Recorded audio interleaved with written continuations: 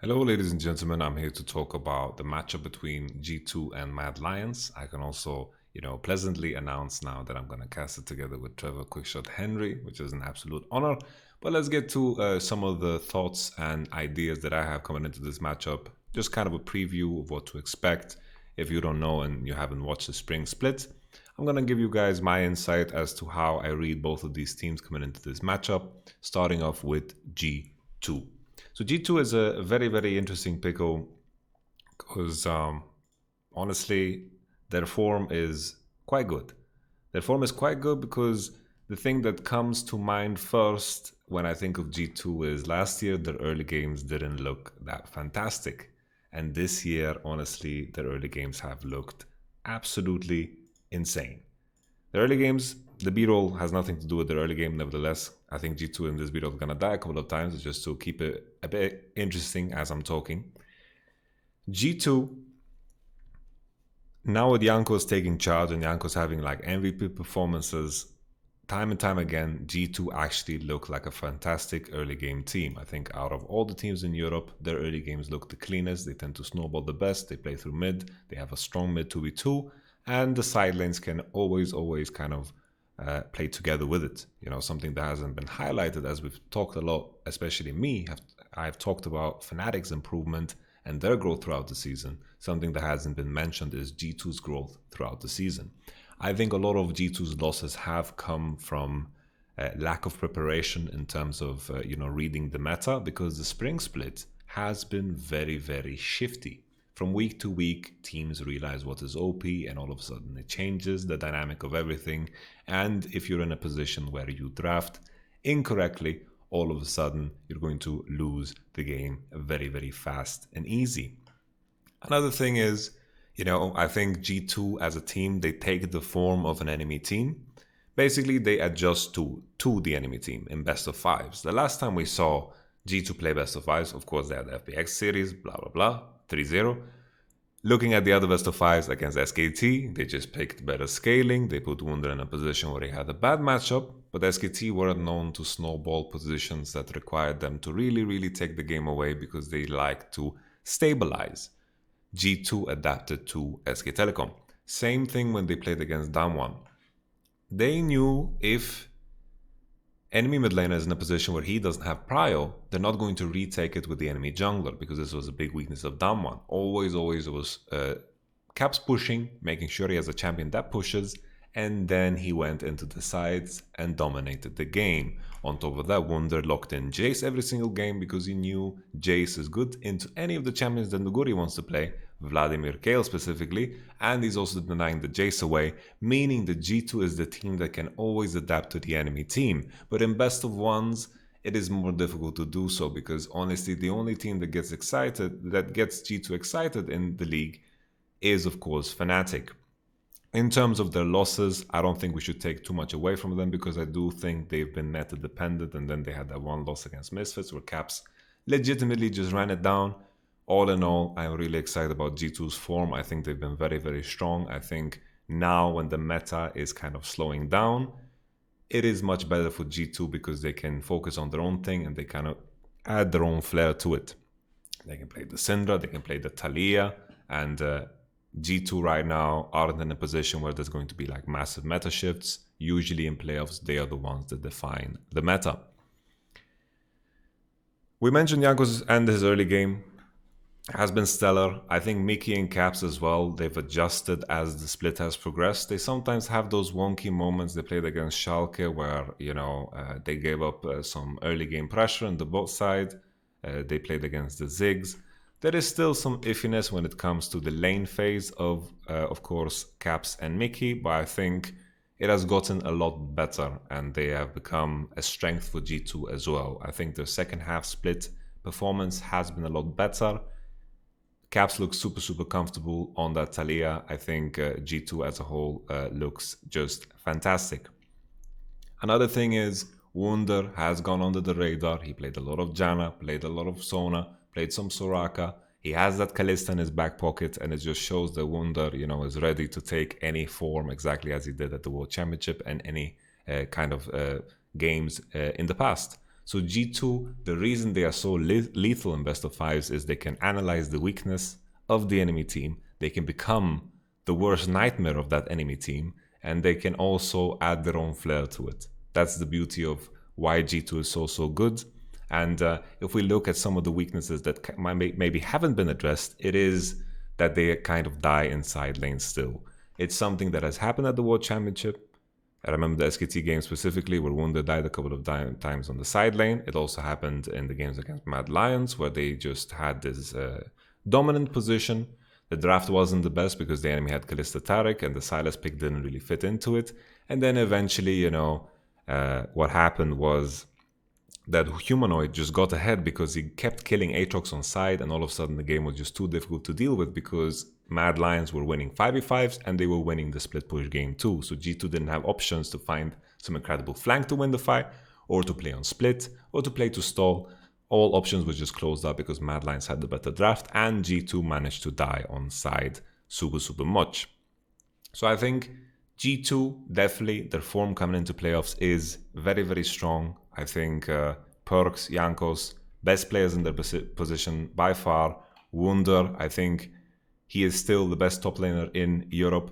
I put Bwipo as my all-star top laner, but I think coming into playoffs, Wunder is just so diverse as a player and can really adjust to any top laner that we have in the league. So I'm super excited about G2 as a whole. I think they're coming into playoffs as a clear favorite. And the only thing we need to pay attention to, if they make blunders in draft, if G2's bot lane kind of blunders away a lead in terms of dying at the wrong time, maybe burning summoners or doing something iffy, which is, some classic moments that we had from G2 throughout the entire year. And all in all, G2 still a clear favorite, right? That moves me on to, of course, Mad Lions. So Mad Lions, is a very unique team because they are a rookie team, and they aren't that kind of explosive team that's going to take over the game from level 1.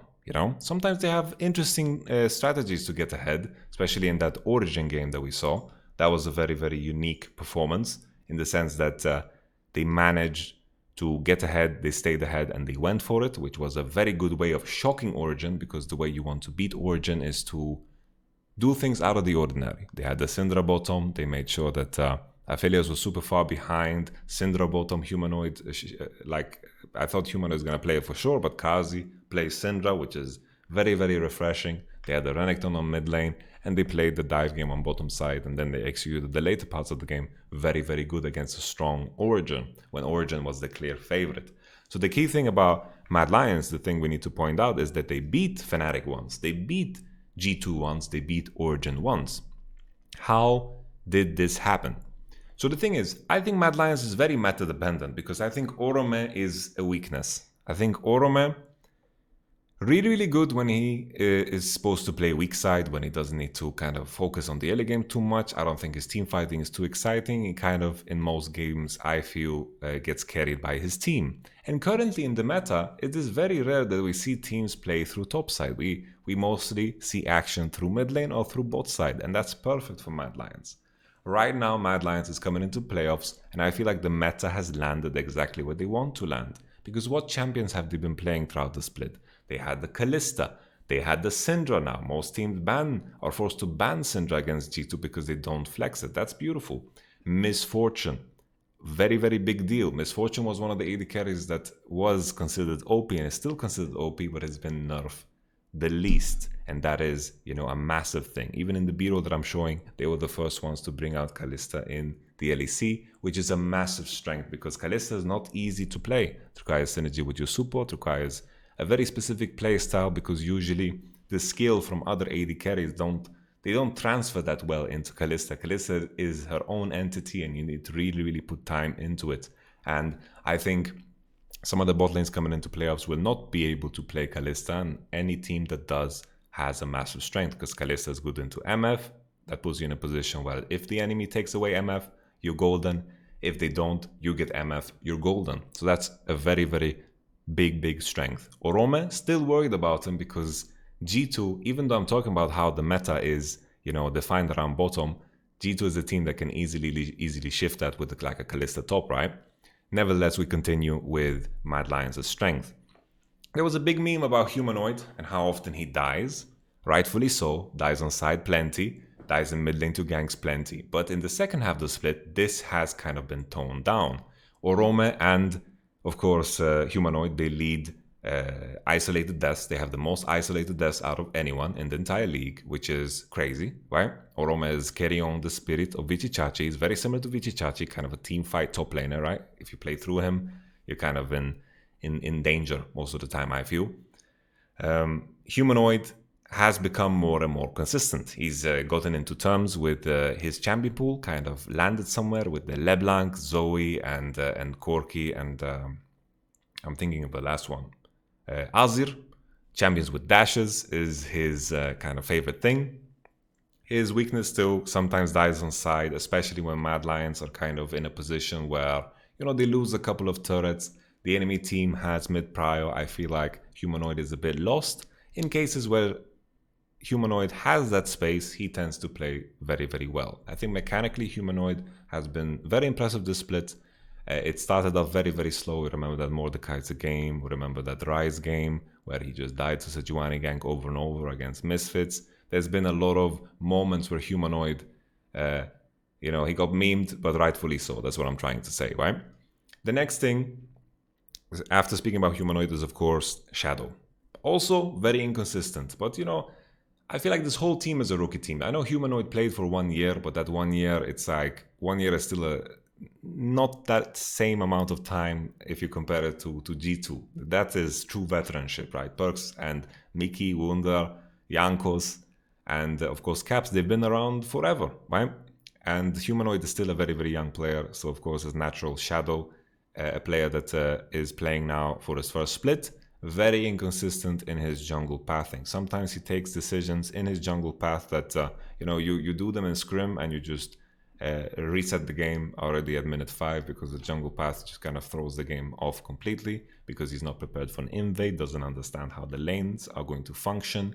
And this is something that the top teams have punished. I mentioned that the Mad Lions have beaten the top teams once, but they've also lost against the top teams once. And the loss against Fnatic and the loss against, of course, Origin that they had looked very, very one-sided because Mad Lions' early games are, in a lot of cases, very, very weak. They come into the mid-game with deficits.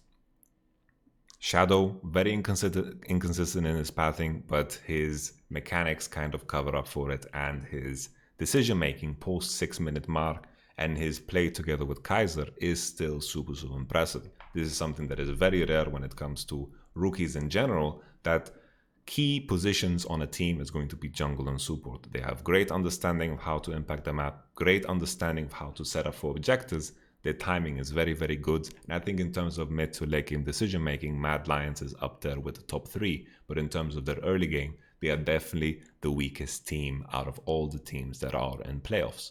That is going to be kind of the question always. Can Mad Lions stop the bleeding? If Mad Lions is going to win the early game or control the early game, it's usually through bottom side or through Humanoid. We're going to just jump back to my face as that B-roll clip is over. The key thing is, let me just move my face over here. If they're going to get a lead, it's through bot lane, it's through mid lane, right? Kaiser, Kazi, very strong. I mentioned the meta. That is going to be a huge plus. If they manage to get in good matchups and they get to control the game, they get to reach that point where they are very, very strong in the mid to late game, which is fantastic. But we're still talking in the context of G2, strong mid to late game. G2 most of the time is better in that fashion. All right.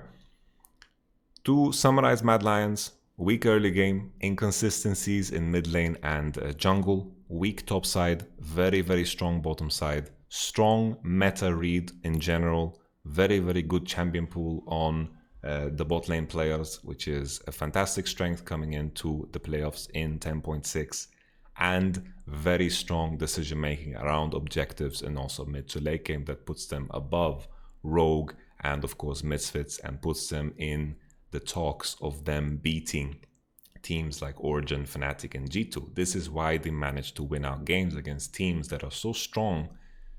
usually when you see Fnatic face a lower team, it's usually like sometimes it looks kind of even, it looks kind of fine, and then all of a sudden, boom, kind of snaps and the game changes, the mid-game hits, and all of a sudden the teams that are above, especially Fnatic and G2, they are operating on a whole nother level in terms of controlling space, using fog of war and moving first and controlling objectives, making sure that you are playing their game. And Mad Lions can kind of tango sometimes. They can keep up and they can make their own decisions, right? This is the strength of Mad Lions. So to summarize, to look at the conclusions of what we've mentioned here, we talked about G2, we talked about Mad Lions. Mid 2v2 is going to be very important. Very, very important. Humanoid wants to play aggressive, Perkz is ready to match it. We heard it at Euphoria. He knows the player that Humanoid is, and Perkz is the type of player that can adapt. He plays any type of meta. Humanoid plays very assassin heavy, very dash heavy. He wants to play champions that forces that 2v2. The key thing here, though, I'm going to give a big, big edge to Jankos and Perkz because I think by far they are the best performers in their position. They have the higher experience, and also they have the bigger champion pool. When it comes to best of fives, usually you have to dig deep when bans start to fall, and when you are in a meta that is very open, right? In this meta, there aren't like clear picks that are super OP. Okay, we need to lock in this, we need to ban this every game. It's all about, picking the right picks in the right moment. Usually mid lane pick comes after the first wave, you pick it 4-5, and that is where you can pick that champion that is good against maybe 4 of the enemy champions, maybe 5 of the enemy champions, and this is where Perkz is so goddamn good.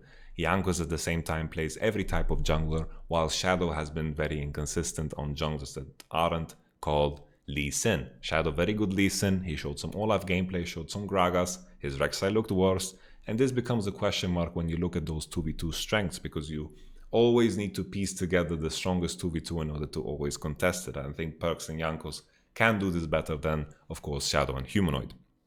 The next thing is, early game is a massive strength for G2, and it's also one of Mad Lions' weaknesses. Can Mad Lions stop the bleeding coming into mid to late game? They've done it once in the right draft. They did it against G2, of course. They won a game when they had a LeBlanc Kalista Taric. LeBlanc got the bounce back because they caught Wunder on side. It is definitely possible, but coming into playoffs where the meta is kind of more defined and G2 can, prepare for one specific opponent, this is a lot less likely. Getting draft victory against G2 is going to be super, super hard. Next thing is, of course, inconsistencies in the bot lane for G2. Sometimes you have occasional deaths, sometimes we have occasional movements where G2 are looking in topside, they're looking at the fight, and maybe they get caught by a Nautilus hook. It has happened throughout the split. I think everyone knows what I'm referencing. And this is something that is natural to happen when you have a player that hasn't played bot lane in the past, getting slotted into that role. All in all, I think this has gotten a lot better in the second half of the split, but it's still something that we should raise in the context of a best of 5. Maybe, just maybe, this could be an opportunity for Mad Lions to kind of get ahead in the early game, if anything, because the champion pool of Mad Lions has been fantastic, but Caps, I'm sure, has hidden some cards in his pockets, I'm sure they haven't had the urge to reveal everything just yet because they secured first place pretty early on in the split, and they had the option of hiding cards, while Mad Lions have revealed a lot and maybe they are also hiding cards, I'm not sure. It's very important to keep in mind that you only have 1 week to prepare for this best of 5, so many changes are kind of hard to slot in, and this week of practice is going to be very, very important, especially because Mad Lions and G2 both play on the first day of playoffs, meaning Friday, so it's just 4 days of practice. Very, very slim. Maybe if a team plays on Sunday, you get more days of practice, you get more days of figuring out, you get to see enemies play. It shifts kind of the dynamic of how you use that slim amount of time. Mad Lions had to show that they play Syndra bottom, but I think in general they play many, many strong champions of bottom. I think Mad Lions is the most exciting portion of Mad Lions.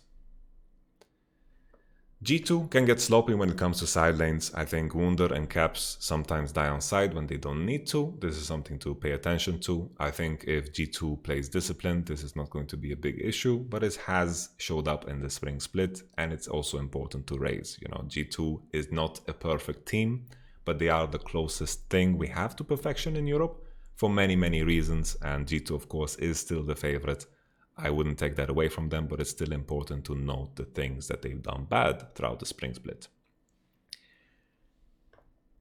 Orome is a big target in my eyes. I think Orome is by far the weakest player that is going to play in this best of 5. I think mechanically he doesn't look too strong. He needs to show me something else. I remember him playing Zac. I remember him playing Set, and it looked kind of wonky. His Aatrox also looked kind of wonky. I think right now in the current meta, because of how every region is playing and how LEC was played out, I think he's going to be fine. I think he's going to be safe, but it's still, you know, if Wunder decides to go for a Kalista and G2 decide to flip the script, they kind of pick something bottom that stabilizes and they play into top side, then G2 is going to have a massive strength. So pay attention to those drafts that are going to revolve around the game where G2 play heavy into top side through mid lane, because that is where Orome is going to be super exposed, and Wunder is going to strike him down with great vengeance and furious anger for attempting to poison me and my brothers. I don't know the quotes, nevertheless. We continue. Orome big target. G2, as a final note, G2 prepares against one opponent. This is such a key thing, because G2, they are so great in terms of playing many different styles. They understand how to close out games through split push, through poke, through grouping, through team fighting, through objectives. They know how to finish games so well, no matter what they draft. They can play through multiple sides because Jankos has such a great understanding of how to play through bottom, through top, through mid. And in this case, they get to prepare against one opponent. In best of ones throughout the regular season, it is very difficult to make some elaborate plan on how to play against someone specifically. And now G2 get to sit down and prepare against Mad Lions. I think this is going to be a different level of G2. I'm very excited for it, and my prediction is going to be 3-0, with the potential of a 3-1 if Mad Lions manage to put themselves in a position where they have a better draft, don't get away, you know, they don't have some early game where they're super far behind and they get to that point where maybe they can catch some people on side, they stall around objectives, and then they have that composition that is going to win out because their meta read has been super strong. Another thing to mention is G2 has an opportunity to hide picks because Mad Lions went kind of all out in that Origin game. They wanted to win it, they won it, they got their 4th place, which is going to mean so much because they get to play an additional best of 5 in case they lose, which means a great deal. But the bottom line is, I think G2 is the favorite to win the whole split, so I don't think this is too shocking to anyone. But I hope this gave you guys some insight on what I think about the matchup. I'm going to cast it and we will see how it's going to go. I'm super excited. I think, you know, this is going to be a fantastic best of 5 regardless. It's always fun to see G2 play. And to add on that, you know, for those who watch now till the end, meditation clip is going to be a bit delayed. It's hard to find time. I am applying for some jobs every now and then, and I'm you know, setting up a situation right now. I'm trying to move apartments and set up so I have my own company, a bunch of stuff, you know. It's quite wild. I'm trying to keep up. I know people want the lore reading as well. I had the YamatoCannon experience is also delayed, but I'm trying to keep up. But I'm also trying to stay sane. Okay, so all of you, stay sane out there, stay blessed, bless your face if you sneeze during this video. All the best. Cheers.